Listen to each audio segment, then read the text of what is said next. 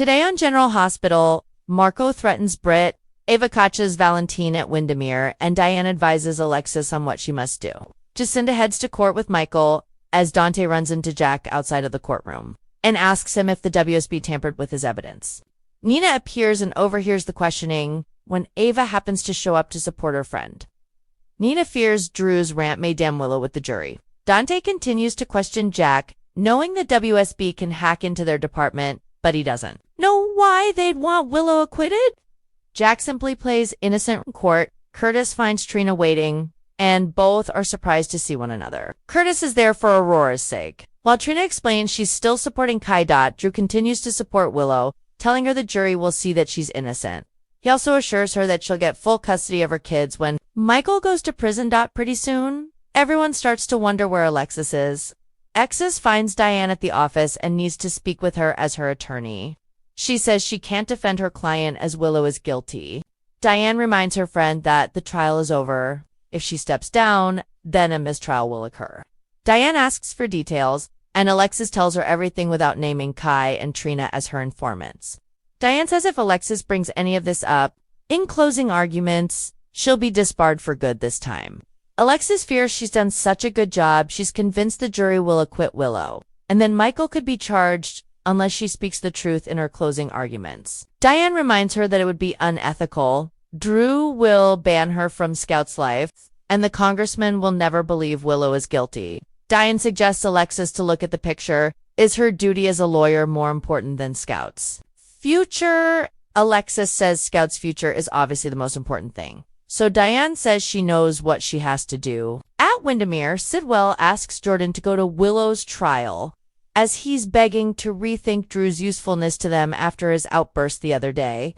He mentions replacing Drew, which she notes he can't do, as Drew was elected. Sidwell says not to underestimate him, and he always gets what he wants.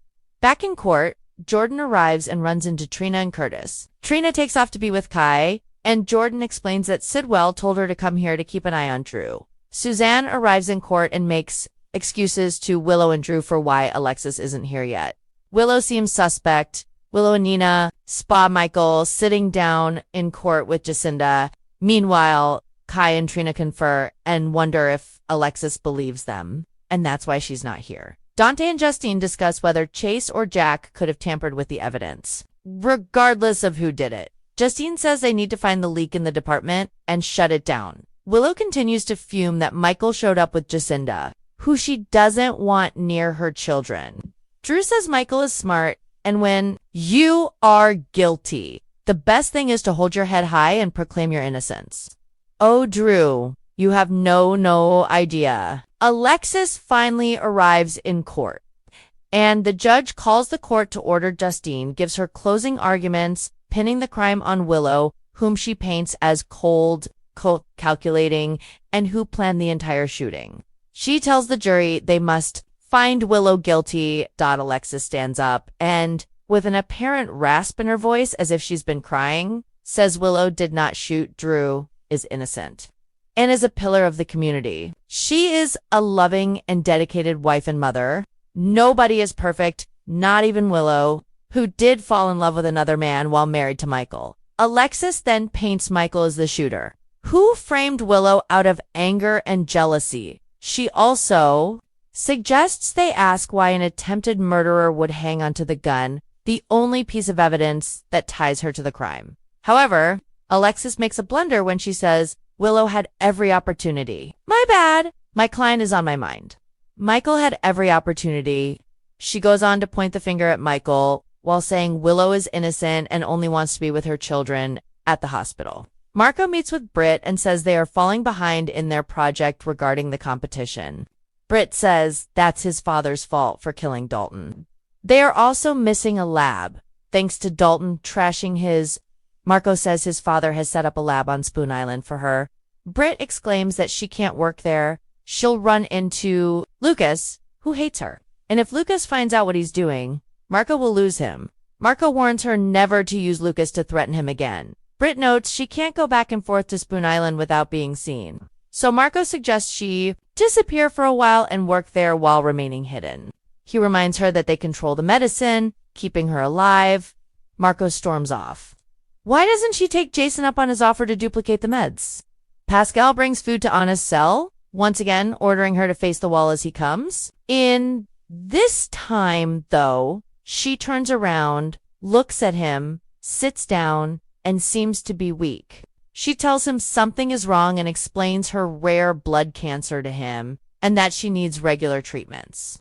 If she doesn't get one soon, she is dead. In Carly's attic, Valentin tells Carly it's time to take a risk and that she needs to search Jack's hotel. They argue back and forth before she finally agrees to do it. He tells her that anything really damning or top secret will be in hard copy form. As Jack knows, digital can be hacked, so there is likely something in his room.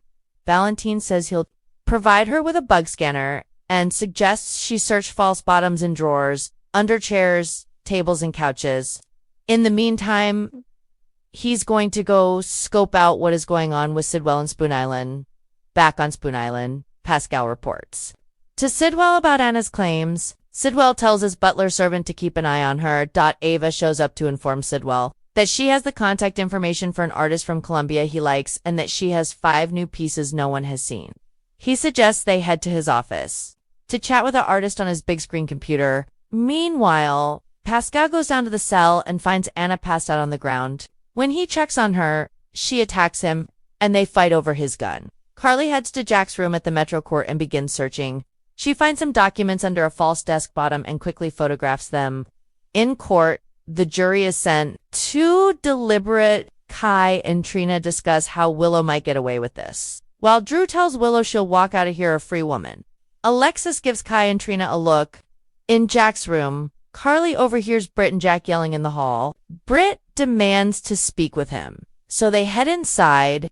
Carly hides in the bathroom and thinks quickly, grabbing a robe and undressing. Meanwhile, Britt tells Jack that his plan for her to give him Sidwell's data won't work. Ava finds Valentin snooping around the fireplace in the living room at Windermere.